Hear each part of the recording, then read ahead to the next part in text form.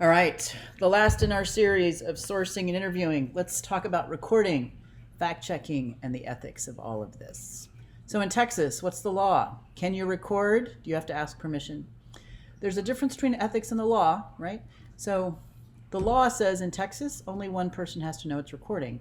Now, if you're calling somebody out of state, if you haven't checked the laws in other states may be that both people have to know it's being recorded, which is why when you get those phone calls from companies that say, or you call a company and they say this call may be recorded for quality purposes, whatever, because they don't know like the laws in every state. Let's just do that.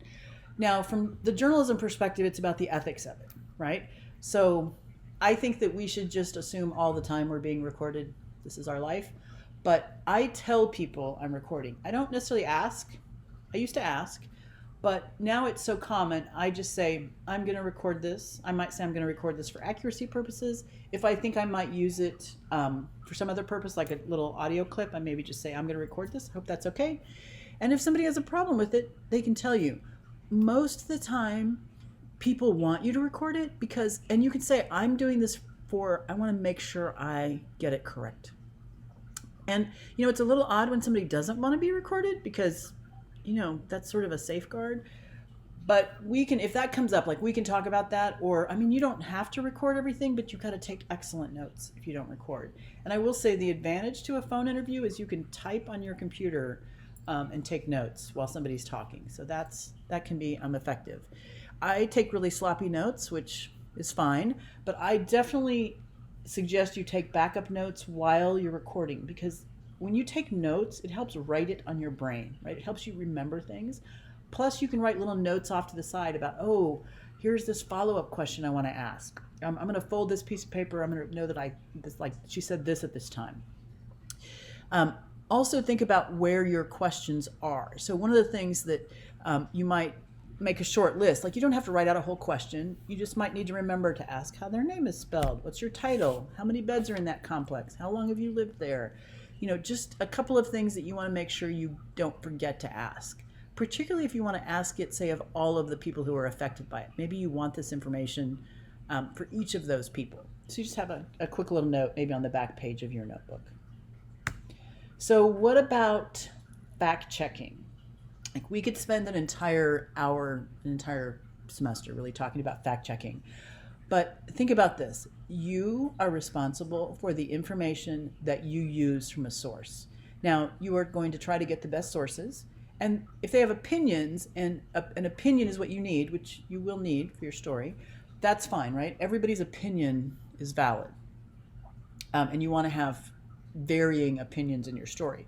But when somebody gives you a fact and says something like, the crime rate in San Marcos, the crime rate is horrible, the crime rate is ridiculous, the crime rate is high, right? So things like horrible, ridiculous, high, those may not be solid facts, but like if you say something is high, you need to know, is that true?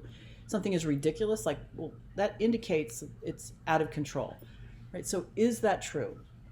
When you quote somebody as saying something or you use information, you're sponsoring that information as being credible. You carry a responsibility for that. Your name is on this. So you need to know, how does this fit into the scheme? Does this purport with the data that I have? And if it doesn't, then I need to understand why this is different. Is the data off? Is this person off? What is there? So it is really important for you to be accountable for the facts that you're quoting people from. And somebody may give you information that's wrong, and it doesn't mean that they're a completely bad source. Everybody doesn't have all the information about something. But people are often more than willing to just tell you stuff. You've read Facebook. There's a lot of stuff out there that just isn't true. So just, one of the things you can do is you can say, oh, that's interesting. Where did you get that? We're I'd like to know more about that. So ask more questions about that. Be a critical listener. But then also, if you end up writing something that is not, that is in dispute, right? Because there's also, people have varying opinions about things, and you could have, a portion of it might be wrong. So if you were to report something that's wrong, it needs to be retracted, then we do that too, right? So if you publish something say in Sandra's story, I know this is not at all the case, but in the story about housing and student housing, if somebody had a problem with something that was in there, like, oh, that isn't what this report said, that wasn't from the 2018 profile of the company, it was from the 2017, then correct that, right? We make mistakes, so we should always be willing to correct them. All right, the ethics of interviews. I think every time a journalist opens his mouth, it's about ethics, right? You are making a conscious decision to ask this question and not that question. You've made a conscious decision to seek this interview, not that interview. You have said, like, I tried to get that interview, but this interview will be okay. Those are all decisions that you are making. And we need to be transparent about that.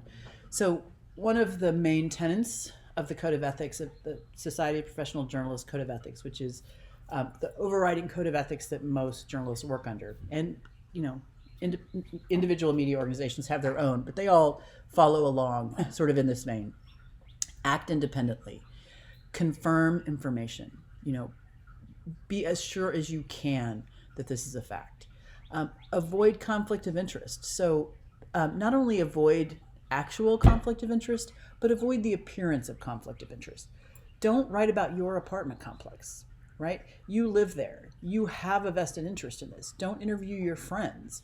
Your friends may tell you what you want to hear. Even if they're the perfect person for this, it appears to be a conflict of interest. So you certainly can provide sources for other journalists, right? Other people in class, but you put yourself outside of the story so that it can't be perceived as you're doing this for your own self-interest. So we act independently. And another thing is that we don't send questions in advance. Now, because we're potentially doing some email interviews, unfortunately, that's essentially sending questions in advance, right? I mean, you never know who's going to answer them. Easily, if it's a company, they could hand them off to their PR team, whatever.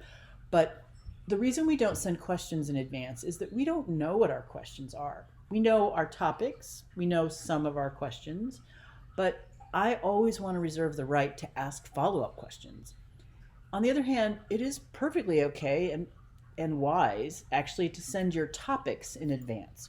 I would like to talk about these things because you want to make sure the person you're interviewing actually has that information. What if you asked for person A and that's not their area at all? You really need person B.